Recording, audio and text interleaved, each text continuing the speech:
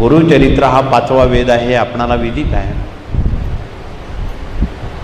आणि त्या वाचण्यानं, मननानं, चिंतनानं जन्मजन्मांतरीचे दोष, आपण जो मानवजात या भूतलावर आलो ते बरेच ऋण दोष घेऊन आलेलो आहोत.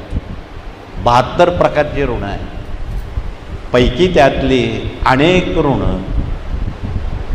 या सेवेनं निवारण होतात. त्यात मातृदोष असेल, पितृदोष असेल, पूर्वजन्म, प्रारब्ध, सुकृत, क्रियामान, ऋण, वैर, हत्या, शाप, तळतळा यासारखे अनेक दोष श्री गुरुचरित्र पठणानं, चिंतनानं नव्हे श्रवणानं, श्रवण भक्तीसुद्धा तेवढीच महत्त्वाची आहे,